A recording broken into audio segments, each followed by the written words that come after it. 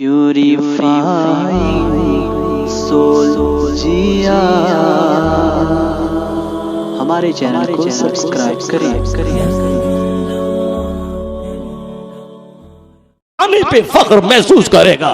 समाज में आज मुझको मालूम है नमाज पे शानदार तबसरा डॉक्टर मुरली मनोहर जोशी का, नमाज पे शानदार तबसरा अमेरिका के साइंसदानों का, हज और ज़कात पे अमेरिका यूरोप के बेशुमार साइंसदानों का शानदार तबसरा, सर में तेल लगाने का, कंघी करने का, दाढ़ी रखने का और साफ बोलो बराज के लिए इस्लामी ज़ाब्ते पर बायां पांव अंदर रखना, दाहिना पांव बाहर निकालना, एक दुआ पढ़ के बैतुल खुला में दाखिल होना, मस्जिद में दाहिना पांव रखना, पांव टखने के ऊपर पायजामा पहनना, ये सारे उसूल और ज़ाब्ते पर एक एक दानिश्वर अपनी जब राय रख रहा है, उस राय को देखते हुए ऐसा लग रहा है आने वाला दिन यूरोप और अमेरिका में मुसलमानों से के खालिस्तान का दिन न होगा, बल्कि डॉक्टर बर्नार्ड शॉ की जबान में if any religion has a chance of ruling over England nay Europe within the नेक्स्ट 100 इयर्स इट इज इस्लाम। मुसलमानों का बच्चा मजाक उड़ाता रहे अपनी तकरीरों का, लेकिन यूरोप का दानिश्वर कहता है आने वाले 100 साल के अंदर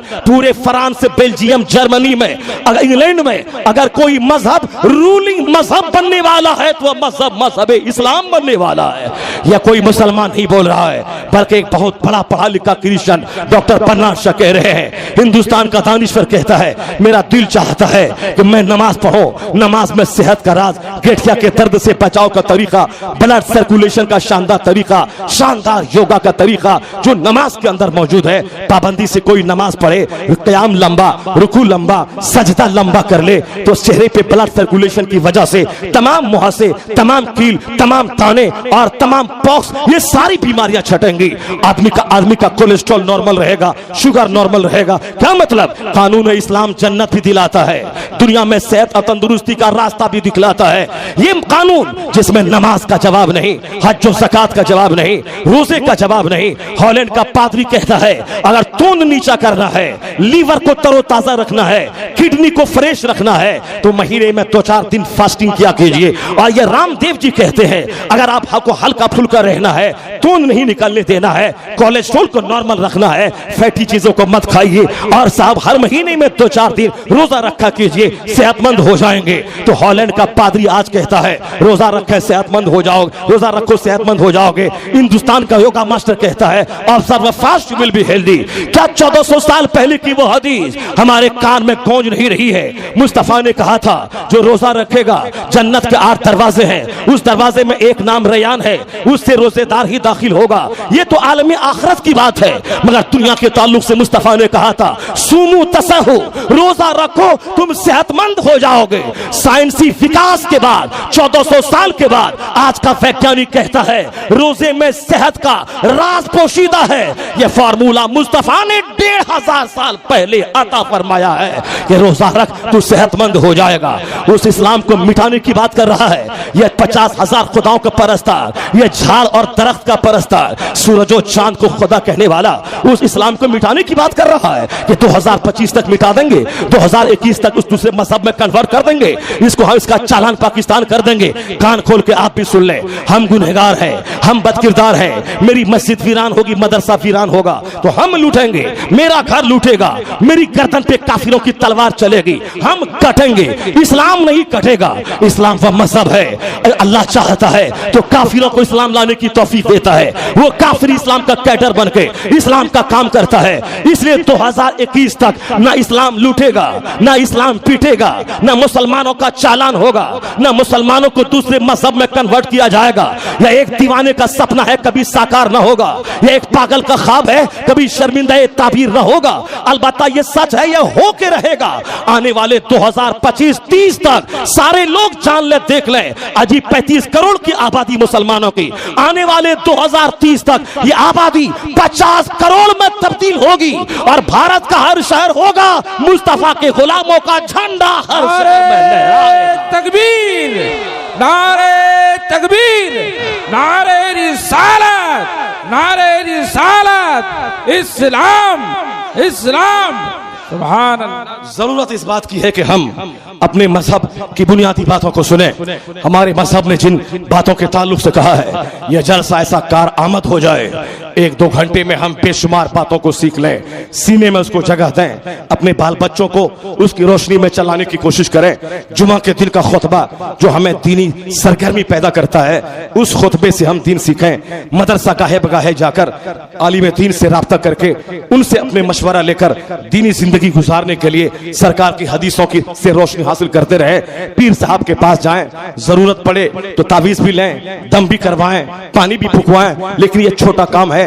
बड़ा काम यह है कि वहां जाने के बाद कहे, मेरे सीने में सख्ती है, सख्ती दूर कीजिए, सीने का जंग मिटाइए, सीने को पाकीज़गी दे दीजिए, सीने का गुरूर मिटा दीजिए, इस्लाम की सच्ची मोहब्बत सीने में डाल दीजिए, निगाहें डाल के सीने का जंग छोड़ा दीजिए। जब खानकाहों में जाने का शौक पैदा होगा, जब मदरसे में जाने का शौक पैदा होगा, जब एक नशा चढ़ जाएगा जन्नत का, जन्नत जाने का, इस्लाम के लिए काम करने का, तो आप दुकान में भी बैठेंगे, फिक्र होगी इस्लाम की, घर में रहेंगे, फिक्र होगी इस्लाम की, जलसे में रहेंगे, फिक्र होगी इस्लाम की, आप हारे या जीते, फिक्र होगी इस्लाम की।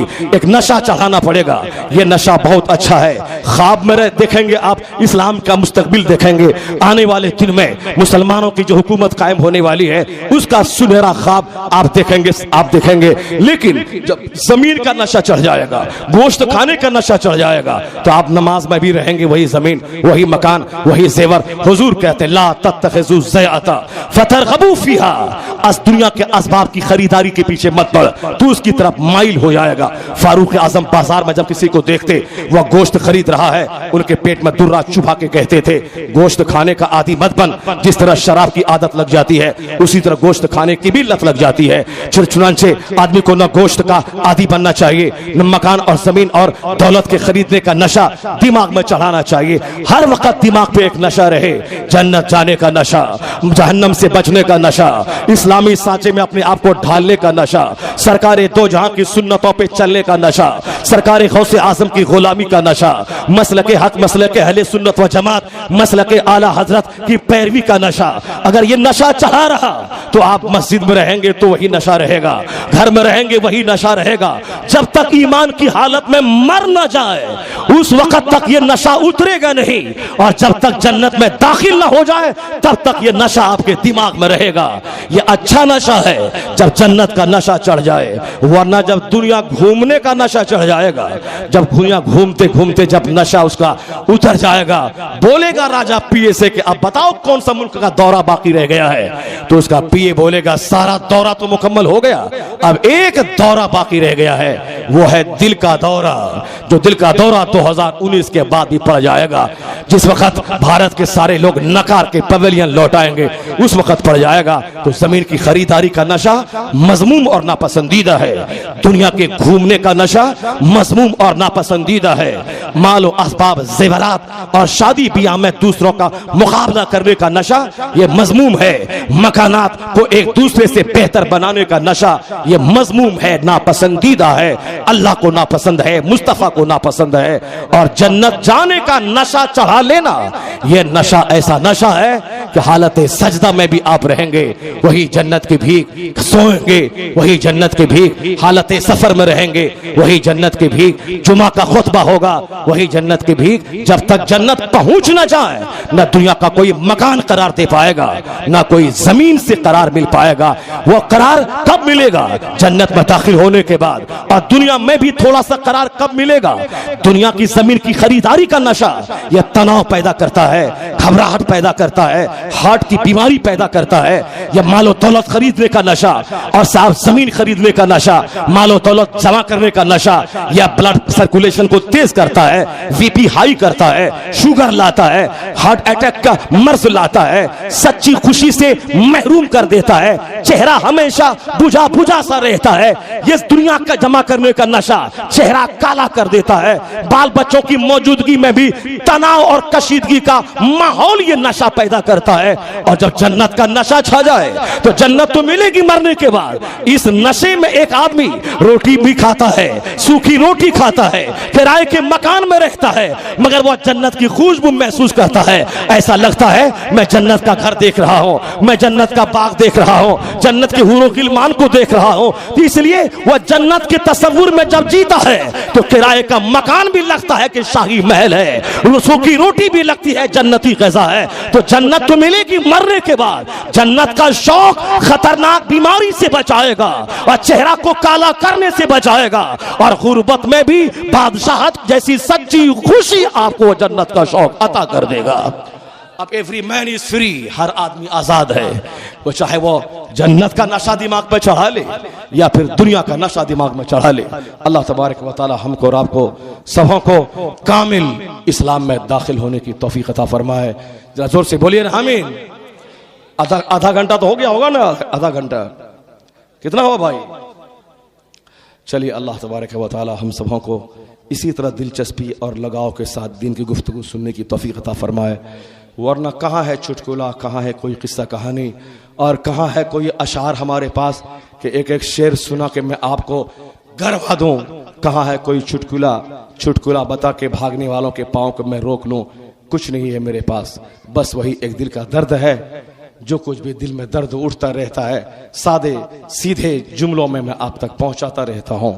बरगे हिना पे लिखता हूं दर्द दिल की बात, शायद के रफ्ता रफ्ता लगे किसी दिलरुबा के हाथ। एक आदमी भी अगर कंप्लीट मोमिन बनने का अंदर से फैसला कर लिया, 50 लाख का लिफाफ एक तरफ, एक आदमी का अंदर से बदल जाना एक तरफ।